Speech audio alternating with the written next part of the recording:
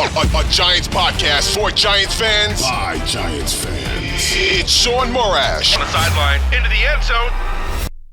Touchdown, Giants! From the offseason to the wins and the losses, it's time to take one Giant step. All right, welcome into One Giant Step. That friendly voice you're hearing is Shaun Morash, along with Bryce Gelman, who you'll hear in a moment. It is our Week 2 preview edition pod. The Giants and the old friend, the Washington Commanders, who basically a third of Daniel Jones' career touchdown passes have come against, will host the Giants down in Landover, Maryland on Sunday. You can download and subscribe to One Giant Step. Many of you probably already have. And please do so, because every time we drop a pod twice a week here during the season, God willing, you will get that little notification and update. Bryce, we left and we left our listeners off on Sunday night in despair, in disgust. I don't sense that much has changed, though we are taping this on Thursday morning, September the 12th. We had plenty of Meet the Media, including hearing from Daniel Jones on Wednesday, which we will get to in just a second. But are you still as rock bottom as most of the fan base was Sunday night? How could you not be? Like nothing has changed in the last 4 days.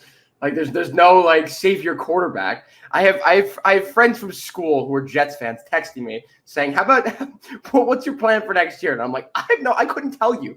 Don't get me started, Brian. Stopgap Sam Darnold here. Like stop texting me, please. Yeah. What is their plan for next year, by the way? They got their own fish to fry. Exactly.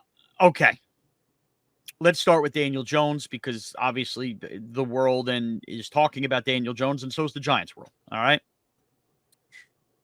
Daniel Jones was pitiful. It's probably reassuring that all the original Daniel Jones haters and anybody who wanted to see him on an offensive line or number one wide receiver have come together on this. I still see some bickering amongst folks on social media about, well, he always stunk, / no, this is a mentally broke kind of deal that, he got to where this isn't the Jones of 2 years ago. Guys, the end result is the end result. He looked completely cooked. I saw Boomer Esiason on our station, WFAN, where I work afternoons, say, hey, I think we're forgetting he's coming off an ACL. True. I didn't think anything that I saw on Sunday had anything to do with an ACL, because he had no problem taking off and running. Is Daniel Jones facing his last stand? He met the media on Wednesday, addressed this, and he's just focused on winning football games. Look, if talking into a microphone and answering questions the right way was the only skill set needed to be quarterback, Daniel Jones would be Joe freaking Montana, because he does say everything the right way, and it makes you feel bad for him in a way, but it is what it is. We discussed this at length, Bryce, on our show, Evan and Tiki, where I work Monday through Friday on WFAN and free on the Odyssey app. Tiki would give Jones a full month, specifically because of that Thursday night game with Dallas. I would not. And I'm going to make a prediction. I think this is Daniel Jones's last stand for a couple of reasons. And I'll get your opinion on this for a second. I just laid it out for you, right? I know that it's a different coach now. More on that in a second, with Dan Quinn now coaching the Washington Commanders. But the Commanders got smoked on Sunday by the Tampa Bay Buccaneers. And they have a young quarterback that's going to go through some rookie growing pains, but, has a chance to be really good in Jayden Daniels. More on him in a little bit.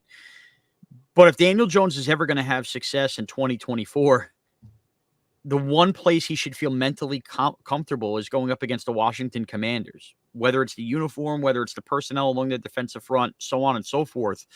That is the one team that he's had success versus. So for me to think that this isn't Jones's last stand, well, if he stinks versus this team, away from home where he doesn't have to hear the boo birds, Yep. How can I expect him to be better versus other teams going forward? Also, week 2 last year was the last time Daniel Jones has thrown a touchdown pass, which is amazing. But obviously, look, he got hurt, and that's a big reason why. But it happened in a second half of football that has never been replicated since and wasn't replicated before. Daniel Jones quite simply had the greatest second half of a football game that a quarterback could play in NFL history. Now, you could laugh and scoff. Statistically speaking, You're right. Those are the facts. I'm not telling you he's going to do that. The reason I bring that up, what happened at halftime of that football game? As we saw with videos, our buddy Justin Pennick from Talking Giants had put it out at the time, and as we've kind of since learned, it was so broken and so desperate for the New York Giants, losing at halftime to the Arizona Cardinals last year, that Brian Daboll took over play calling for a half and speed up the tempo, and Jones let it rip, and he went wild. Brian Daboll understood last year the urgency of that game in that week and what it would mean for a season. Now, the season ended up getting lost anyway, but they needed to not start 0-2. I think if Daniel Jones stinks in his first half, I have now proof just a year ago of how much this coach understands how important it is not starting 0-2. We have proof through various comments and hard knocks that the team doesn't necessarily believe in Jones long-term anyway, nor should they. Yeah. They also have an injury clause that they know that they need to enact to make sure that they can get out of this contract after 2 years. I think this first half of football, specifically, forget the whole game, is a major, major moment in Daniel. Forget the Giants for a second. Daniel Jones's career. Because if the Giants throw him away, he's totally mentally cooked. I don't even think he gets a chance to compete for a starting job with a rookie next year somewhere else. I think this week is Jones's last stand for all the reasons I laid out. I don't think they'll be as patient as some think, Bryce. How about you? So I think it's over already. But like when you consider the fact that he's 5-1-1 against the Commanders, the Redskins, the Washington football team, whatever you want to call them, and he's had some visible success against the Commanders in his career. If he struggles against the one team that he has never really struggled against, he's had his best game of his career, the 5-touchdown game in December of 2019. It's over. Like, it's over past just being Giants over. It's over for his career because, as you mentioned, no matter where else he gets brought in, it's going to be tough for him to get a starting role. He's going to be a backup quarterback. He's going to be relegated to a backup role for the rest of his career. I think he could be a solid backup in the league, but any hope, any dream that he has in his mind of being a starting quarterback in the NFL, he's going to need to perform to the best of his abilities in this game because there are a lot of people. This is mainstream. It's been mainstream for a while, but I think after this past week and his struggles and all that was amplified across social media. Like now it's really mainstream. Now there are casual fans who are hating on Daniel Jones and hating on Giants fans for having no other choice but to root for Daniel Jones. If he struggles again in this game against the Commanders, Shaun, I have no trust. I have no belief in him going forward for the Giants specifically, but I have no trust and no belief in his future as an NFL quarterback. Yeah, it's tough. And I do feel bad for the guy because he seems like a stand-up guy. But Bryce, I think you're right on everything you said, but it really doesn't come down to what you think or what I think. Yeah, what it comes down to, and as I laid it out, I think Daboll will bench him. Like I really do at halftime. Do you think they're going to give a longer leash beyond halftime or even this game to Daniel Jones? It's a tough question because it depends how bad he is in the first half. If he throws a pick, if he throws 2 picks, yes, of course, he's done. He's not going to get another chance. Beyond the turnovers, dude, they got to score some points. I completely understand that. And let's say they don't put any points on the board. Let's say they score 14 points and he throws a bad pick. It's a little different. Yeah, okay. But let's say it's 1 55-yard Graham Gano field goal in the first half. He's benched. If you don't have any more points than, let's say, 10, I think Brian Daboll's looking for any excuse to get him out of the game. Like he wants to move on from Daniel Jones. It's extremely evident, especially from what we saw in Hard Knocks, where it's like, all right, well, this is our quarterback situation for another year. I think that you have to look at the success in the past that he's had against the Commanders, and you have to look at this current iteration of Daniel Jones. Like, he's cooked. You said it. He's cooked. We saw last week what we saw in the first 2 years of Daniel Jones running into sacks, not throwing the ball away when he should be throwing the ball away. It's the same mistakes over and over again.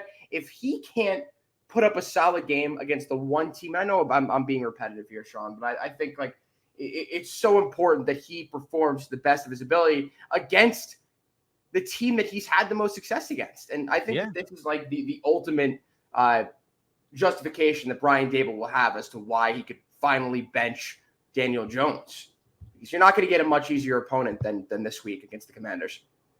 Now let's shift over to the defensive side of the ball and the task at hand for the Giants in this game with the Commanders, and that's going to be dealing with Jayden Daniels. Look, he's a rookie quarterback that not everything was perfect last week at all.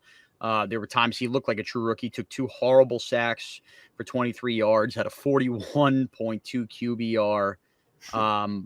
But, there were moments and there were glimmers. And I think what you saw from Jayden Daniels, he played a little recklessly, a little reckless abandon. There'll be opportunities there for fumbles and whatnot. He still scored two touchdowns on the ground and rushed for 88 yards.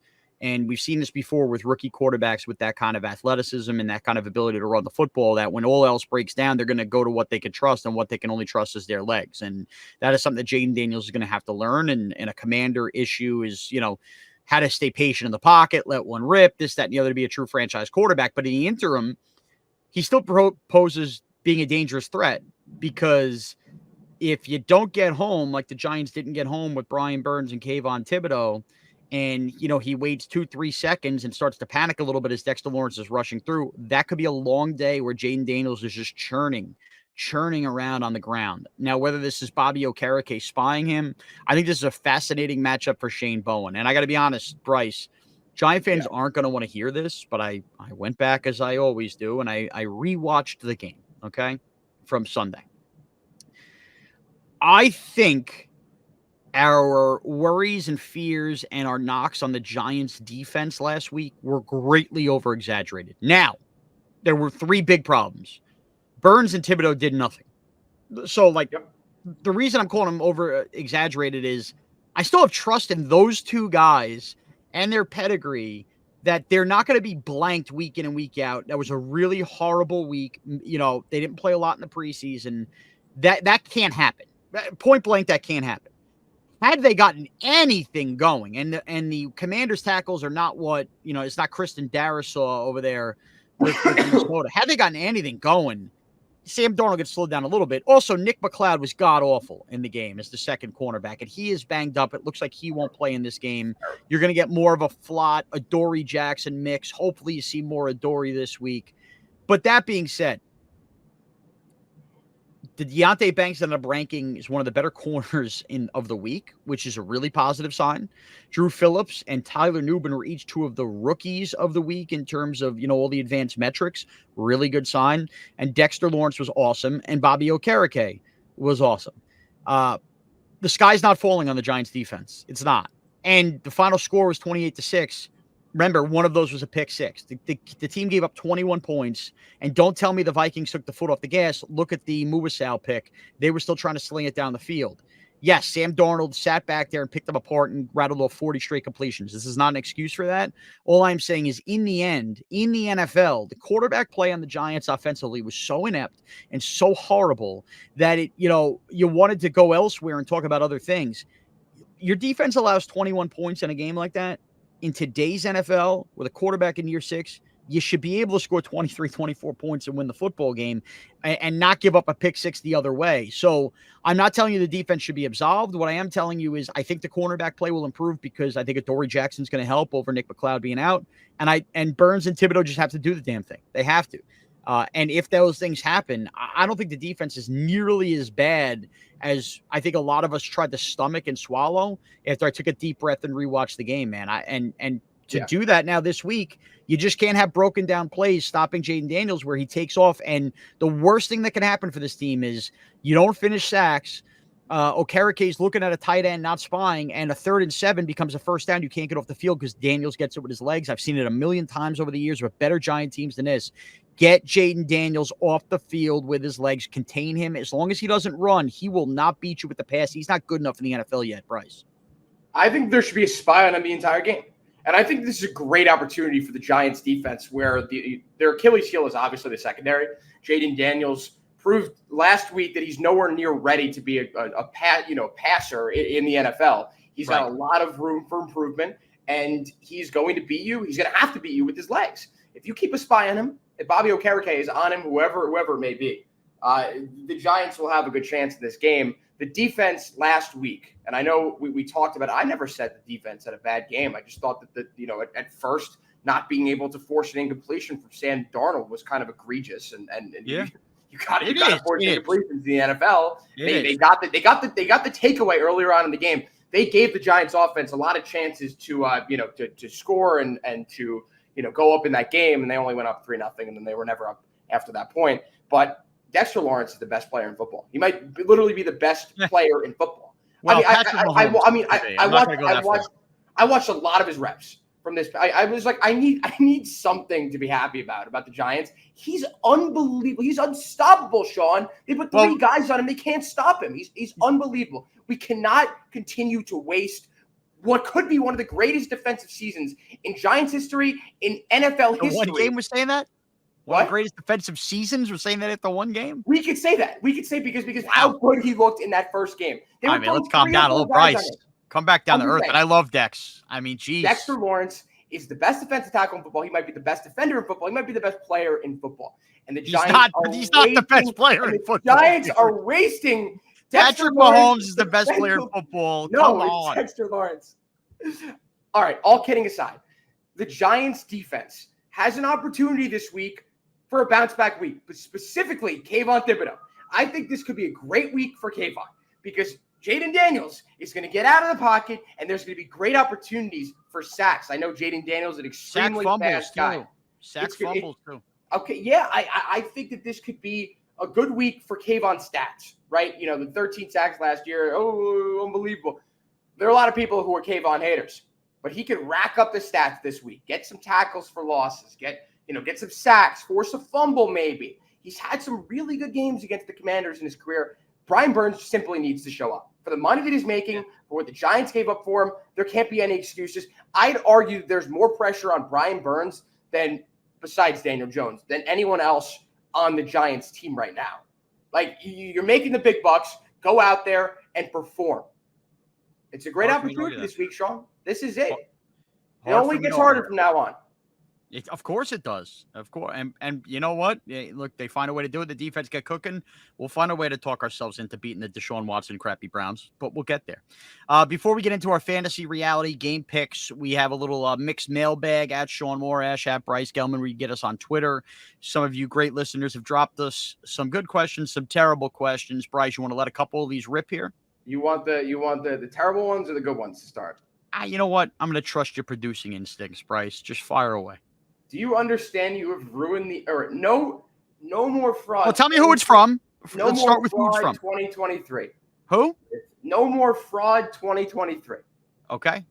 Do you understand you have ruined the afternoon drive for everyone and that you are hated by so many? Ratings would tell you elsewhere. I walk on water at Target with the amount of pictures I take with people. Next question. Look at this. Look at this guy. Ross C. NYJ at RS Canner 1 says, if Giants win 5 or less games, will Joe Shane get fired with Brian Daboll? I'm still saying no. No. And by the way, I think everybody's looking at it the wrong way. Bryce, I'm curious how you think about this. Everybody's so focused on the win total and if they win or lose games. And I think it's completely different. If the team wins 5 or less games, but the locker room stays together, they rally and they play hard. Like last year, they played hard for DeVito down the stretch. How can you tell me the coach is doing a bad job? Secondly, a regime's got to be able to draft their own quarterback, pick their own quarterback. Exactly. Okay. And frankly, if you fire Shane and Daboll before they're allowed to draft their own quarterback, you're in essence saying to coaches anywhere that want the job, be weary on how you do in year one, because if you do really well with the roster that you have not yet put together, we will punish you for that. And what I mean by that is, had the Giants been as lousy as we expected in 2022, and we all accepted Brian Daboll having that hard a job, and the Giants ended up picking 2nd overall, and they had C.J. Stroud right now, or they had Anthony Richardson right now. Yeah. Or they even, and I know people don't love him, even had Will Levis being coached by Brian Daboll right now. Do you think any of us right now on September 12th, 2024 are saying fire Brian Daboll and Joe Shane? We're not, because they still haven't picked their quarterback. And for anybody who wants to say they picked their quarterback by signing Daniel Jones, oh, really? So picking 25th overall and having to come to a deal with a quarterback that just won a playoff game, even if you didn't really believe in him, and then also make the deal such that you could get out after 2 years, wasn't an eye-opener that we know we kind of have to sign him, but we have an out here. Joe Shane set this up to get out if exactly what's happening is happening. Like this is the whole point of the 2-year deal. It didn't go well, so you can get out. How could you fire these guys? Didn't last year teach the Giants fans anything? They were dead in the water 2-8, and look what Brian Daboll was able to do with Tommy DeVito and Tyrod Taylor And I know it still sucked and they still won 6 games. I mean, we got to early December and they got back in the hunt graphic up there for the playoffs. So I know it's a low bar, but until this team drafts their own quarterback, that's why I would go beyond. Not only do they get next year, they get the year after to make sure they get a second year with the rookie quarterback. And I'm tired of the turnover anyway. Give me the answer. You want old man Bill Belichick coming in here? I don't want that. You want Vrabel? I mean, if Vrabel's the only guy I can have the conversation with, but then you better have a damn good offensive mind to mold a young quarterback. Yeah. Remember, his teams were just ground and pound in Tennessee. So I think they're safe as long as the whole locker room doesn't start fighting with each other. And, that's card subject to change if he completely loses the room a la Ben McAdoo. But, man, I can't get rid of those guys. I'm with you 100%. Every single thing you said. I think watching Hard Knocks, there was the establishment of the expectations that this season could be rocky, could be bumpy with Daniel Jones at the helm. This is the situation that we have. We're clearly not excited about it. We'll see what happens. There was an expectation going into the season. There wasn't an expectation that the Giants were going to win 10 games. The Giants were going to look so great. This was obviously the first week was obviously under what anyone was expecting. It was worst case scenario times 10, but it doesn't take away from the fact that they expected this going into the season. So going off of that, and also going off the fact that every GM, every head coach should be able to pick their own quarterback, that this wasn't their selection, they will be given the chance to do so. And I really don't think that no matter how many, unless they go like over 17, you know what I mean? Unless they go 0-17, like if they win 0-1 or 2 games, I think they stay. 0 or 1 game, well, they're gone. And here's the other caveat, and we already kind of discussed this at the beginning of the pod. Daniel Jones isn't starting 17 games for this team. Like a couple things are going to happen, right? Either Daniel Jones is going to wake up this week miraculously, and last week was shaking off the rust, and he's at least competent enough to navigate them till his eventual benching, in which case, he will have won a couple games, right? Or they're going to bench him early on.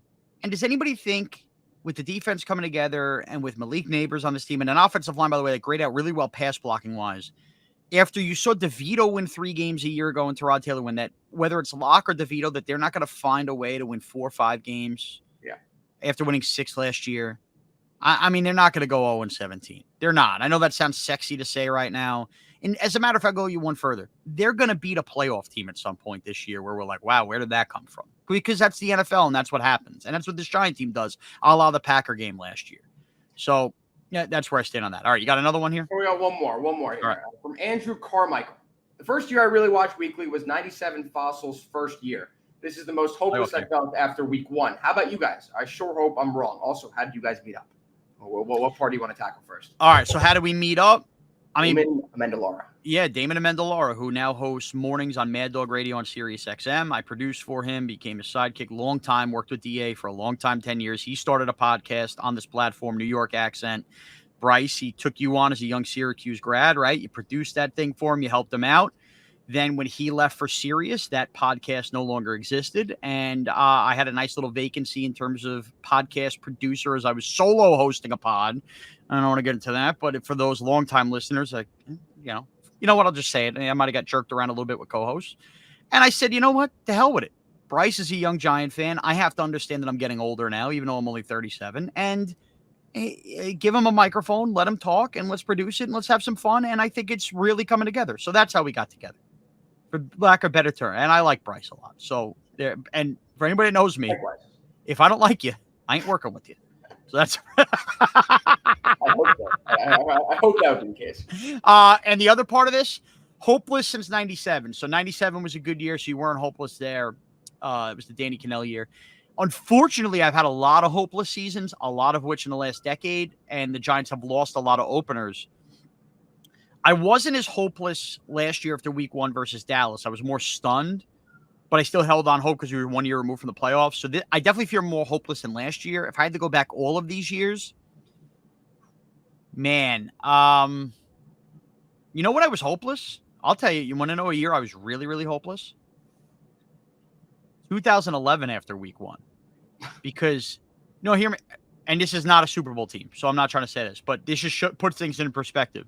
In 2010, the Giants season collapses for like the third straight year and collapsed in epic fashion with Shaun Jackson returning the kick game. Then they lose to the Packers. Remember, the Giants could have still made the playoffs had they beaten the Packers the following week. They lose to them in Lambeau. It was a major snowstorm in New York. They gather themselves versus Washington the last week. They still finished the season 10-6 in 2010, but they missed the playoffs because it took 11 that year to make it.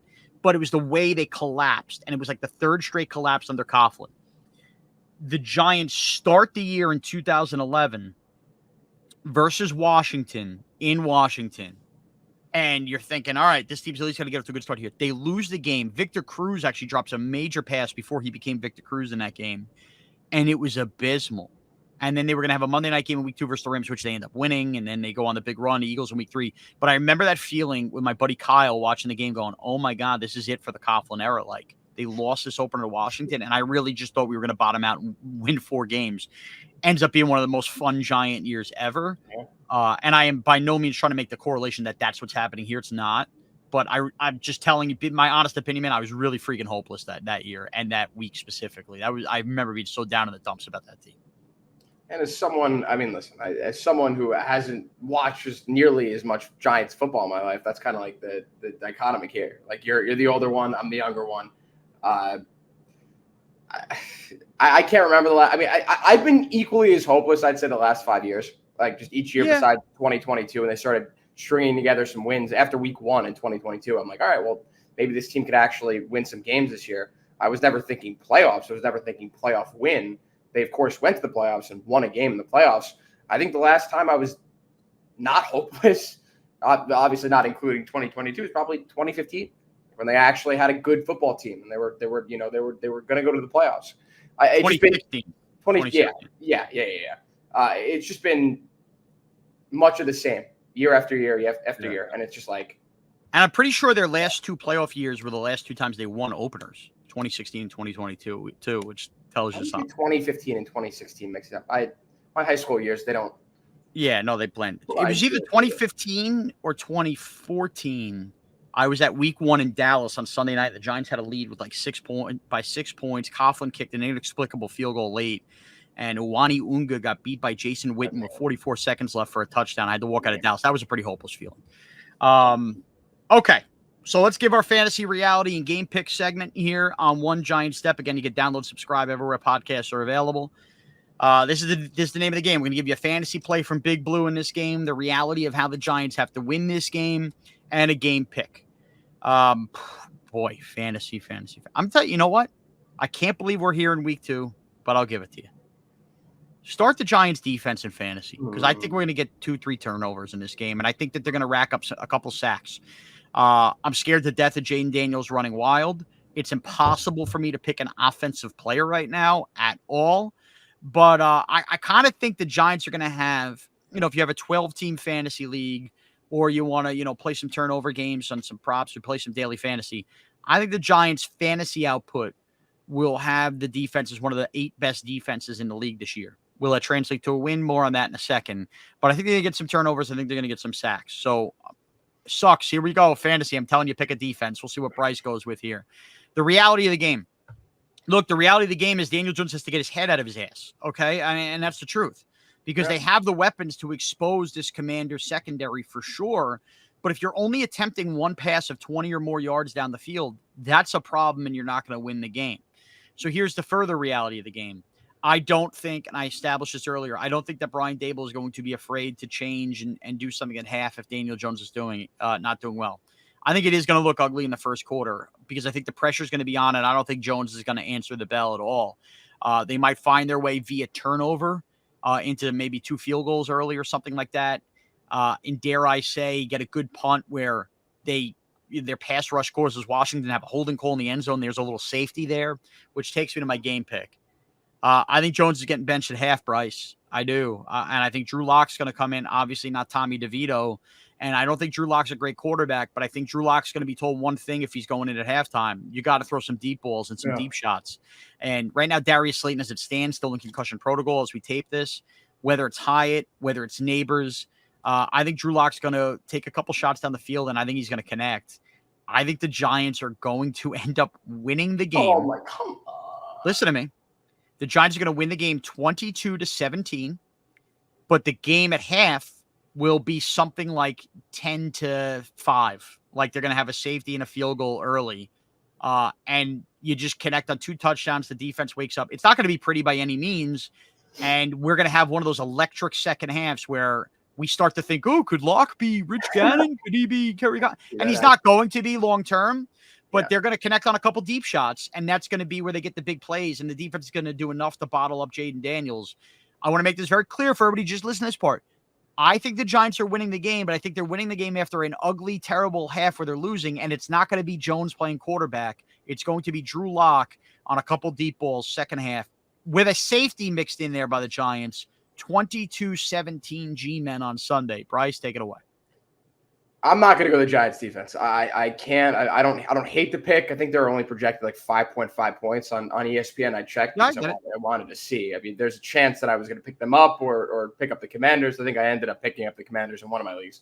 But it's just everything's lining up for them to have a really good game. But there are.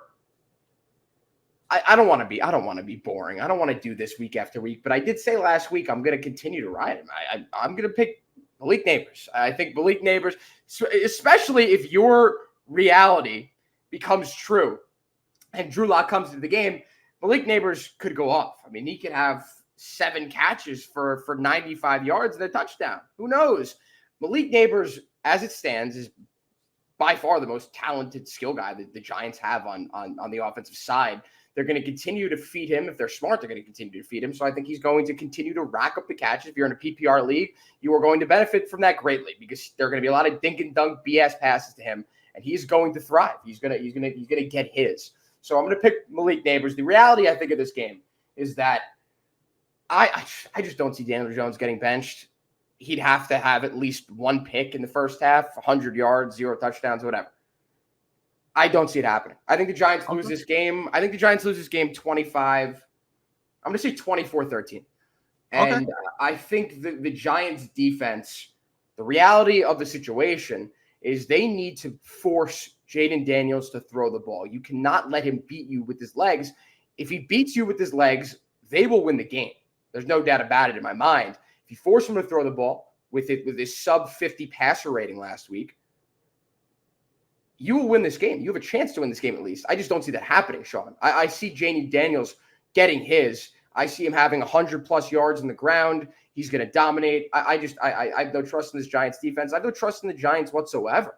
They're not necessarily in the defense, just the Giants as a collective right now. Yeah, I don't blame you. You get a sense that the aura is all gone. I mean, of course, Daniel Jones is the quarterback. Like that's a given.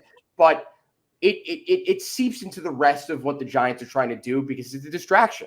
And until that distraction is removed, and I don't think it will be, you do, I don't, the Giants will continue to lose and lose in embarrassing fashion and have some of the best parts of the team get exposed, even though they played a mostly solid game. And I think that's going to be much of the same this week.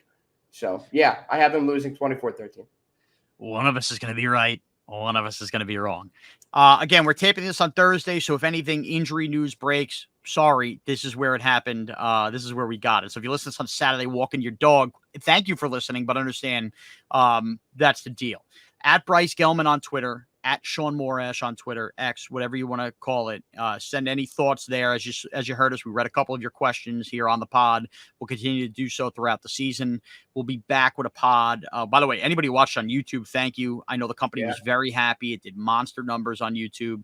Try to crank one out Sunday night as well.